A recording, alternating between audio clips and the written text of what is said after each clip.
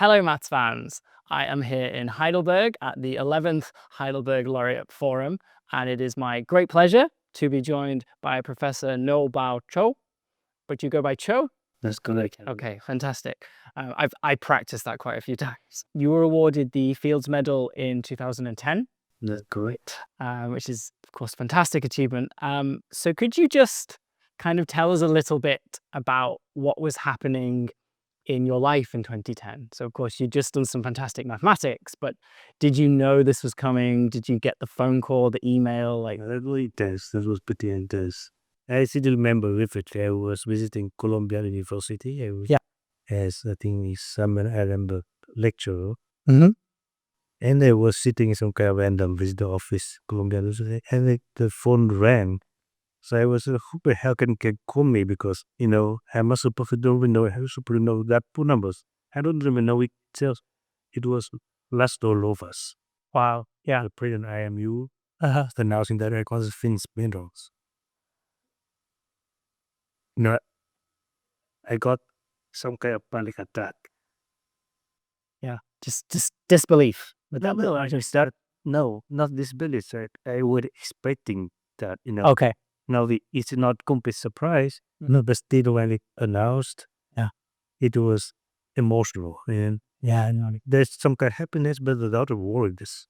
And so after, I don't know how long we talked, probably not very briefly, but I just remember after that I need to walk, tell me around the quadrangle, the Columbia to calm me down, to get it just stomach ache. Because I was conscious that I would become kind of public person that I never wanted to be, and very private person. Yeah. To end up to be a pretty public person. I'm comfortable talking to you. Yes. Yeah. So did it really change your life? Does it feel like you said, do you feel like you have become now a much more publicly visible person? And I had to change myself. Yeah. Whether I like it or not. Yes, very true. Whilst I, of course, have not been awarded a world-leading prize in mathematics, I do relate on a personal level with Cho and the feelings of unease and anxiety that often accompany a life-changing event. In fact, I think almost all of us deal with such feelings on a regular basis as we progress through life. Just as Cho described, life changes lead to identity changes. I've been seeing a therapist for almost 2 years now, and I've found the positive impact it's had on my mental health to be almost immeasurable. Just sitting down each week and taking the time to take stock of my mental state has really been invaluable. And doing this alongside a credentialed therapist, someone that will listen and ask the right questions, has helped me to see things from a new perspective. The advice and techniques that we've discussed really have changed my life for the better. BetterHelp, that's Better, H-E-L-P, is the paid partner of this video, and they're on a mission to make starting therapy as easy as possible. You just fill out a questionnaire and will be matched with the best therapist for your needs as soon as possible. And if for some reason it isn't quite the right fit, it's easy to switch therapists anytime at no extra cost. With over 7,000 reviews and a 4.3 rating on Trustpilot, BetterHelp is a platform that you can trust. Click the link in the video description or head directly to betterhelp.com/TomRocksMaths. That's betterhelp.com/TomRocksMaths, all one word, to get 10% off your first month of therapy. Therapy has changed my life, and I'm excited to see the positive impact that it can have on you too. Now let's head back to Heidelberg to hear more from Cho on how he dealt with the newfound fame that comes with being awarded one of the most prestigious prizes in all of maths. What about in terms of the mathematics you were doing? So has it enabled you to sort of really just be left alone to do the mathematics? Or do you feel like the other elements of it have actually distracted? Okay. Because, the one of them that I, especially a country in the now would be the first Fields medalist. Yes. And then very much kind of rock star or something. And I was expecting that, Yes. I felt how about I just turn it down, right? Really? Wow. But I cannot do that because that was a very unique opportunity to help to help people to build dynamic mathematics. Yeah. So I had that responsibility in that, and so when I admitted, I had to play that entirely with all my body and soul in this game, and that I did it and spent a lot of time doing that. My college we found a new institute and had people to gather to do more better mathematics. It's been 15 years throughout. So I had more time in every doing that. I still have time to do mathematics. I didn't produce a couple of papers and happy with, and have a lot more students and so on. Mm-hmm. So I can find a kind of balance between the still doing that. Yes.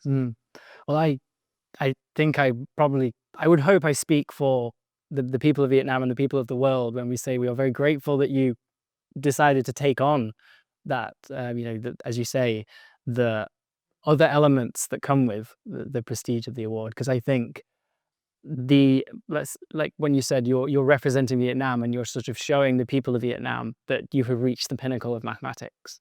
You are a role model in that instance, and I think that is a really, really important role. And that's going to lead to, I'm sure that has led to so many young people in Vietnam now thinking, I want to, this is what, they can see themselves at the top of the mathematical pyramid. I think it's true. I mean, I hope it's true at least. And there's a, because on this work page, I think people can do math in better conditions. The students have more opportunity to go about to go to the better university and so on. But for me, it's very rewarding too. I mean, that is not a part of calculus, but because of this prestige, I get to know a lot of people, very interesting people in Vietnam. I mean, on the door open, it's so, it's an operator called them, you come to meet me, and that was very rewarding. And I think that unique chance for me to learn my own country,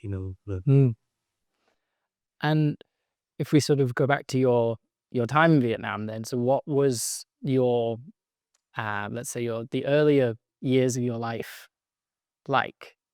Because it was sort of, you were born towards the end of the war. So I guess you grew up just as the country was re-emerging and sort of finding its feet again after such a long conflict.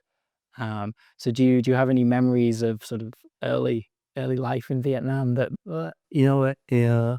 I was born in 72 and it will end in 75. Right? Yeah. So I know that, there was bombing in Hanoi. And there's some imminent bombing maybe in a block away from the house. And but I don't remember that. But I do remember that on the drawing, when I was 3 years old, but people announcing that this end the war and people driving the street. It's a very happy moment. I still remember that. Yeah. Well, I mean, and I think when my father also a mathematician, and but when I grew up, he was away. He was doing his study research in Soviet Union. I was not so that interested in mathematics. That was not my favorite thing when I was a kid, right? I do more socializing. Other boys doing. What kids do, right? Yeah. Oh, you play. Okay, yeah. Why they doing this? Yes. And it's very easy. It's kind of boring.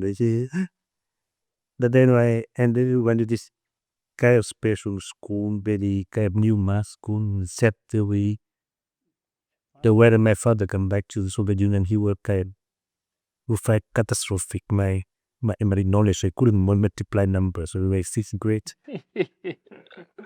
Okay. So he took me out of that crazy school. Yeah. I really enjoy it. But I say I had a lot of friends from 1st grade. Yeah. Very interesting friends.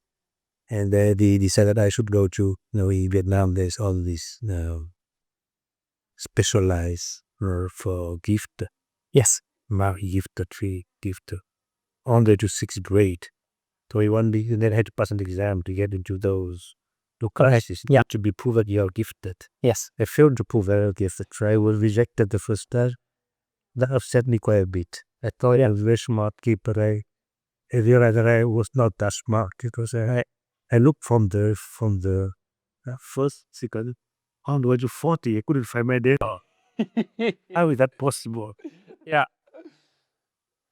But then that was some kind of moment that I decided I need to learn more mathematics. You cannot be that stupid. So I enjoy it.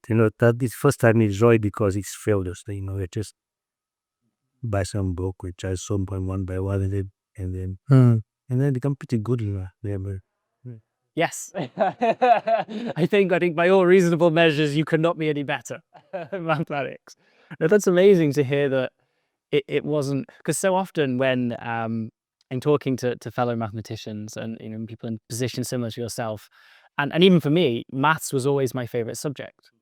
And so it's really interesting, really refreshing to hear that it took you, almost sounds like you were motivated by not being as good as you thought, and you're like, I need to fix this. I'm gonna. That's right. Yeah. Okay. Wow. So that's how you found mathematics. And then you represented Vietnam in the IMO. That's right. Yes. So how old would you have been by then? Is it high school or is it? High school. It is high school. Like Okay. 12th grade. Right. Okay. Right. But that when I already busy solving problems. Yeah. After then in 7th grade, I was already pretty good at solving problems and then there's a kind of intense training. One parent to that truck, he just doing mathematics all the times and solve one problem. And it was, well, after these first failures become pretty straightforward. They just keep doing exam and competition one by one. Enjoy doing that. And do you think the way you were studying problems for the IMO and practicing, do you think that then sort of feeds into later on your research? Or do you feel like they're different skills? Necessarily. Well, first, I think that I was very lucky somehow. Not just that period, but later on, I only met the right person when every single period of my life. And when I was in my middle school, my father couldn't teach me because I was pretty vocal, and he was afraid of me. Which teenager isn't vocal, And so we asked his PhD student to teach math to me. So he instructed me. Now he's able to do math, we play chess, play soccer, and eventually with some math. But although my first teacher, he enjoyed doing math with him. Yeah. He still remain a good friends. And then later on, I met a lot of people that he didn't teach me some mathematics. But come back to your question, I think there are things in doing, doing this kind of math, prepare me to do math, become mathematician. And there are things that do not prepare me to do that. So after the high school, I went to France. And so after 1 year in the university, Paris, I eventually got into École Normale, some kind of pinnacle of the school in France. But I must say that I was bored to death that I was École Normale. It's too easy or just not interesting or? No, it's not too easy. I struggle. I mean, I got the, I don't know, A or B. I got the decent grade. But I don't think I understand. I just find it's really boring. And it just asked me more and more effort to memorize all that stuff because I don't understand. It's okay. Like playing with symbols. So at the beginning, when you are smart enough, you can play with them very, you can understand the meaning. But the more and more, it's become more and more kind of, that fatigue you, right? To doing that stupid game without understanding. Yes. And I almost gave up. And I think after I tried to do some computer science. Okay. All right. So I actually went to some research in computer science, but 3 or more months to do some project. Actually, it's math related. It's not real hard cause of the cock. Do you know cock? Have you never heard about that? That's COQ. Cock is some kind of precursor of what now the dean, which is very fashionable. But the fact that it is cock way before record. So I actually was doing that. I did some project for the cock. But also to get that bomb to that. Yeah, I just coding Lisp, tell them the code. And people like my work, but I hate it. Yeah. So I never do it again. That is not my end and my adventures in computer science. That was 3 months I used it. So I have left with no choice. I come back to do math. I went to master degree. Yeah. But then when that I very lucky I met with my future's business advisor, Gerard Lumon. And then that's how he was able to explain abstract math in the kind of content that I enjoy. Right. So now I find some salary what I'm doing. And then I that it helped me to get over this this barrier, because that was the way that the French people present math is very bopaki, very abstract, the vector space, the dual vector space, and the duals happen to be the same as the origins. So what the Yeah. they all have same dimension. So why make such a big fuss about all this? But well, I mean and it takes quite a while to internalize on that. But I still life, even later say, even I do pretty abstract math, but what I really enjoy is some very hand-on, some calculations, what my edge is still something very other concretism other than abstract. So it sounds like you kind of found the maths that you didn't, or found the subject that you no longer found boring. No, the subject could be boring, that I found teachers who can explain. Okay, it was the teacher. Boring way. Yeah. Okay. Right, and then that sort of led you on the path to solving the fundamental lemma. So I am very much an applied mathematician. My research is fluid mechanics. And my father. oh, brilliant! I feel like we could have a very interesting. So could you? And I'm aware this is a very difficult question. I'm intrigued, first of all, by the use of the word fundamental, because that would seem to suggest it's very important. So whilst it might not be possible to explain exactly what the lemma is to a, even myself, a non-specialist, could you try and give us a feel for why it was so fundamental, or why it got that name to be called the fundamental? The name is quite relevant somehow. What it is. It's fundamental. It's in a lemma. This lemma should not supposed to be that important, right? Yeah. It's like it doesn't. It's like fundamental means really important. Lemma means it's kind of a small result. It's some piece of something bigger. Yeah. It is a piece of something bigger. So Langlands is kind of the visionary, and so on that he devised kind of big visions and compare large structures from the others, and he ponder things and keep reducing things to some more and more concrete questions. But by the end, not one question but several questions in automorphic form in his programs. Yeah. He reduced into prove some very concrete identities. This integral equal to another integrals. Yeah. But on the difference, it take with some different manifold somehow. And there's no good reason them to be equal, except that his big vision somehow force them to be equal. And if they do not hold, then the whole thing collapse. I see. Right? But it's still something very concrete by themselves. It doesn't look very pretty. Look like some calculus problem. This is Okay. the integrals. Yeah. And Langlands, he's I think he's very unique in his way that he had at the same time the kind of big visions. Yeah. He was able to ponder the labs and abstract things. Yeah. And then he would amazing in calculation. He can do very complicated calculation without simple mistake. Right? That is very amazing. And so he just compute them. He compute A and compute B and happen to be equals. I see. And so she think that it's a lemma because it's just some complicated calculation. Right? Yeah. And it's fundamental because can hold up his edifice. I see. Yeah. So he put it as, he computed some simple case and he put it as some questions as, They call it Fundamentallema. It's country just called Fundamentallema. Right. So that is how it come. Those guys play the names. Yeah. So when I start my PhD, so Roman, my advisor, keep telling me that actually he was not planned. He planned to keep the poem for him. Okay. Right. And he was very he's not having a lot of PhD students. They're one at a time almost. So it happened as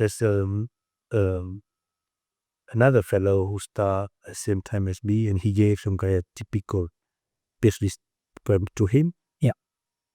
And then because I show up, and for some reason the big boss in the company recommended me very strongly to him, and he took me in, but he didn't have a problem for me. So he gave me his own problem, which is very generous, but also very risky, because it's not a student problem. It's terrifying, right? Because you had two numbers. You cannot compute them, and they have to be equals. Yeah. And I struggled quite a bit. That was very stressing time. By the fourth year, but they had to finish. I have zero result.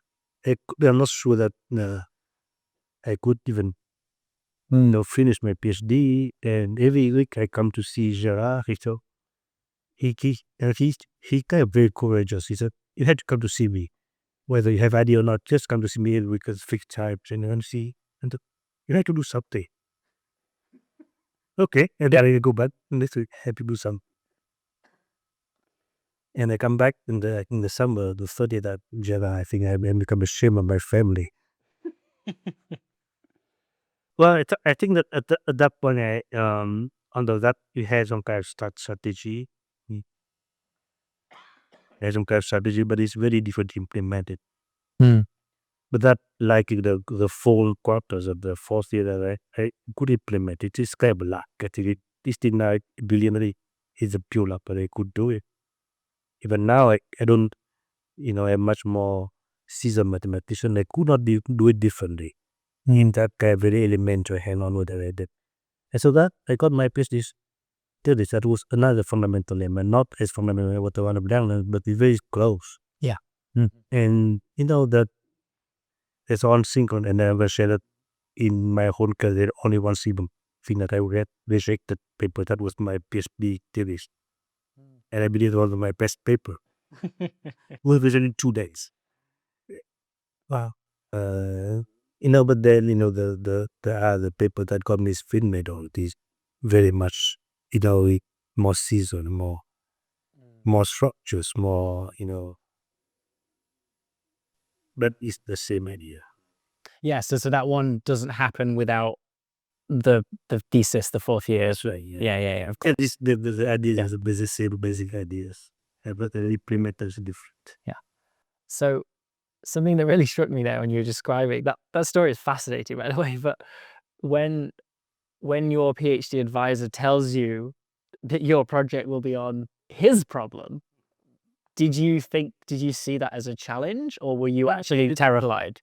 He didn't tell me. Oh, okay. His stuff. Yeah. I He see. explained in my project, and at the beginning, it was very frustrating because I don't know what it's good for. It's just give me two random mistake and have me to prove they are equal, right? And it's so difficult.